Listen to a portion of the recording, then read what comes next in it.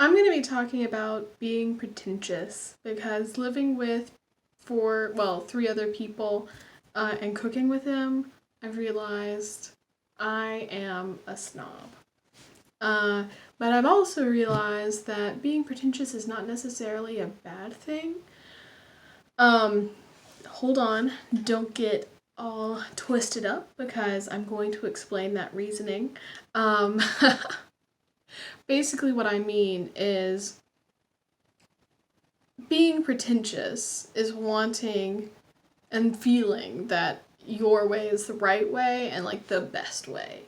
And you want your way to be the best way. So buying $10 cheese for your cheese souffle is not a bad thing. It's doing something well. And if you're doing things well, then you can't say that's bad. What you can say is bad is judging other people for doing things the way or for doing things the way you don't do them. So I have been that person before. So sometimes it is bad, but sometimes it isn't. And and that kind of got me thinking about pride and about how it's not good to be so humble you're like self-harming or always deprecating yourself. It's not healthy. You need some pride to be healthy, and I think you need some snobbiness to be, functional. And it only is bad when you go too far in the extreme. So when my pretentiousness gets to the point where I'm like, you don't like garlic, everyone must like garlic, then that's a problem. And like I've said, I've been that person before. And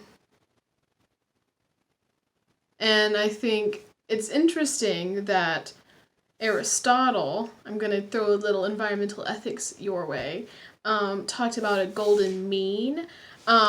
Basically, you can go too far in either direction on a scale. So pride and humility is a great example of this. You can be too prideful or too humble. You can be so prideful that you won't listen to anyone else's advice. You look down on people. You're generally a jerk. Or you can be so humble that you're constantly self-deprecating yourself. You just think you're a worm. Like, neither of those are useful. And you can get closer and closer to the golden mean, where you are humble enough to let someone else go first in line, but you have enough pride to stand up for yourself when you're doing the right thing.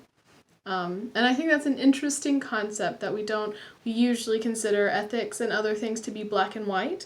Either I'm doing the right thing or I'm doing the wrong thing. Either I'm being pretentious and awful and like a French bourgeoisie, or I'm being right and understanding and tolerant. So, not to say that like I should tolerate people who don't like garlic. Like, I think it's very rare when toleration is a bad thing. Toleration. I'm not sure that's a word. But tolerating people is almost always good, with some exceptions. Um, but yeah, I think that's mainly what I wanted to talk about. Otherwise, when you open your Valentine's Day present, that's not the only thing I got you. I got you something else, but it's at my house in Asheville, so I'll just give it to you next time. I see you. Da da da. What is it? Who knows? Bye.